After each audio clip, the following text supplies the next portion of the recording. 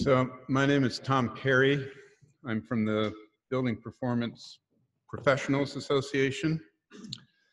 I have other people in the room here who also represent that group, Chuck Reese and Russ Flanagan. And I also see Malcolm Gray and Jonathan Dancing here. Jonathan's our executive director. So I'd like to start off by addressing this awkward problem with the obvious question before us today: how are we going to do this? To say it's a tall order is an understatement. In our industry, construction and buildings, we're looking at 250 to 300,000 existing Vermont structures that need to be addressed. But the good news is actually we do have an idea for addressing this. It's called Zero Energy Now. It's a program designed to use today's technologies, today's businesses, and today's market economy to cut fossil fuel and shrink the carbon footprint of potentially every building in Vermont by 50 to 100%. The other good news is that Zero Energy Now already exists. It's already been done.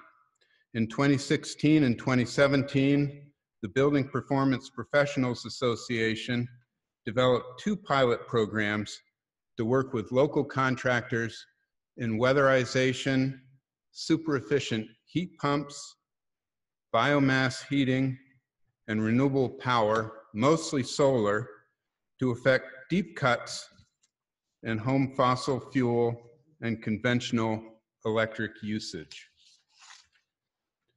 35 projects were completed. The 23 for which we have full data averaged just over 60% non-renewable energy savings. The 4 most successful of these projects eliminated between 90 and 97% of their original fossil fuel and grid-tied electric consumption. These are real numbers. In addition to achieving these results, we learned a great deal about what worked in these buildings and what didn't, what was successful and what was affordable. We have a program, and we're ready now, with your help, to take it to the next level. Zero Energy Now views each building as a system and creates a strategy in which the efficiency of the envelope, the efficiency of the mechanicals, and the building's renewable capacity are all working together to achieve the best results. With effective buy-in to all of these components, the house costs very little to operate. Deep energy savings allow the project cost to be financed within the owner's means. So that's Zero Energy Now in a nutshell. Affordable, deep savings. Now, to get all those 250 to 300,000 buildings taken care of, to ramp it up, we would need to recruit contractors from within Vermont, from without of Vermont, from outside the country, wherever, with 5 to 10 employees each. 250 times 5 to 10 employees. Heat pump, solar, and biomass trades would need to be ramped up at the similar pace and scale.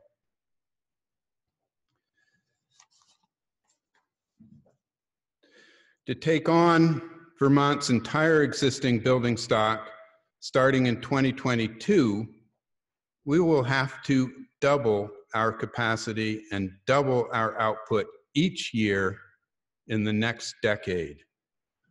Once we reach full capacity in 2029, just 10 years from now, and we can do 12,800 jobs per year, which I think is more than we've done, we will be able to complete over 280,000 jobs by 2049. We can take a vacation in 2050. And while we're on that vacation, we can observe that the shroud of CO2 emissions hanging over our existing building stock all these years will have been brought down, all 1,400,000 tons of it. This is our ask. I don't know if you can read those numbers. I'm sorry to say that time doesn't allow me to get into the weeds here. But note how the cost per job drops precipitously as we ramp up, and costs that are driving all those millions are incentives, which go right back into the pockets of the consumer and are recycled into the economy. Beyond the money, we can't and haven't done this alone. We want to give a shout out to Green Mountain Power, who through their seed fund provided the grant that got us started back in 2016, and to Efficiency Vermont for supporting us at every step of the way, past and present.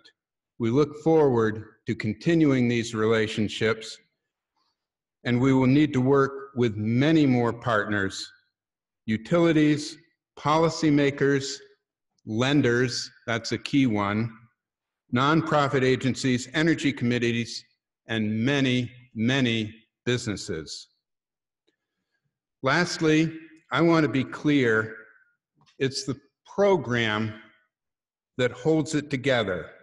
It ties together unaligned market elements, products, contractors, financing into a cohesive whole that delivers spectacular results.